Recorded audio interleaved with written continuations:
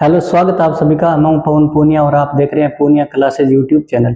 दोस्तों, 10th class की ये पोइम है फर्स्ट, डस्ट ऑफ स्नो यानी बर्फ की धूल।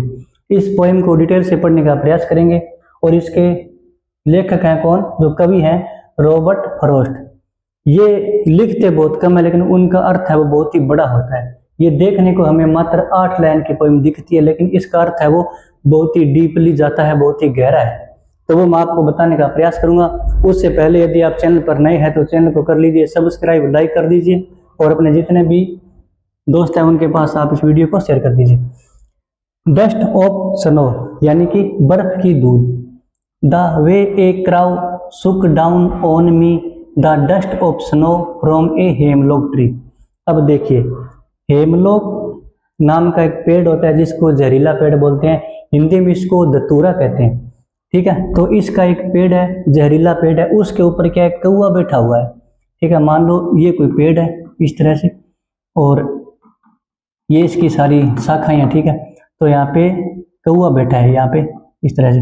और जो राइट पोइट है वो इसमें ये नहीं लिखा है कि वो पोइट बैठे हैं या जा रहे हैं। ठीक है, तो उसमें कोई दिक्कत नहीं है, आप यूं कह सकते हो पोइट है वो जा रहे थे यहाँ से। ठीक है, इसके नीचे से जा रहे थे तो यहाँ से कौवे ने क्या किया, सुक डाउन ऑन मी यानी उसकी एक जो शाखा है वो हिला दी और हिलाने के बाद में पॉइंट के ऊपर डस्ट ऑफ स्नो यानी बर्फ रूपी जो धूल थी ना, जो बर्फ के छोटे छोटे कण थे वो उनके ऊपर आके गिरे।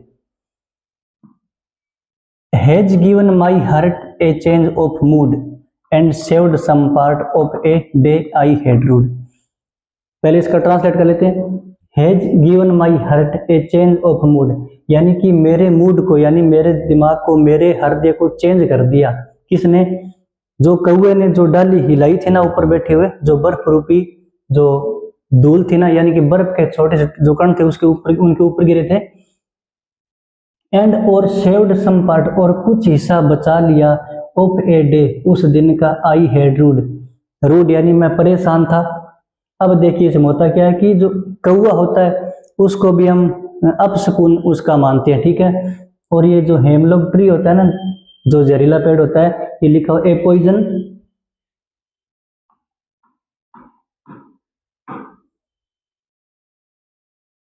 हेमलॉक ए पॉइजन प्लांट यानी कि एक जहरीला पेड़ होता है विथ स्मॉल व्हाइट फ्लोर, इसके सफेद है वो छोटे छोटे फूल लगे होते हैं इसके ऊपर।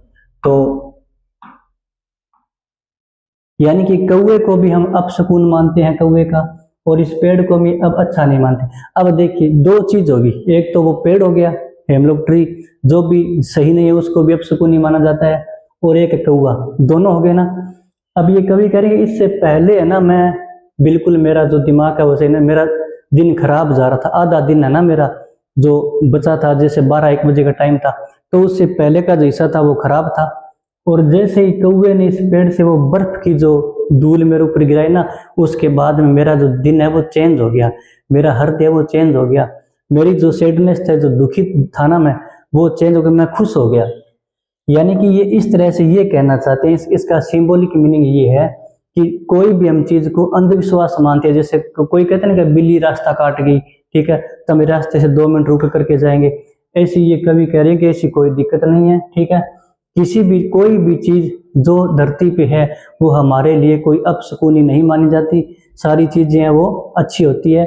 और इसीलिए मेरा भी जो दिन खराब जा रहा था ना, उस कौवे ने और उस हेमलॉक ट्री जिसको भी आप जहरीला मानते हो, उन दोनों ने मेरे दिन का जो बचा हुआ हिस्सा था वो बचा लिया और मेरा मूड खराब था वो बिल्कुल एकदम सही हो गया। तो इसलिए आप इस चक्कर में ना पड़े, बिल्ली ने रास्ता काट दिया, रास्ते में दो सांड लड़ रहे हैं, ठीक है, सामने से कोई लकड़ी लेके आ रहा है या फिर कोई औरत खाली मटका लेके आ रही, ये सब चीजें कुछ नहीं है, सब अंधविश्वास है, इस पे आप ध्यान मत दो, आप अपने काम पे ध्यान दो। इस तरह से आपकी फर्स्ट पोइम है वो कंप्लीट होती है। वीडियो को पूरा देखने के लिए धन्यवाद, थैंक यू।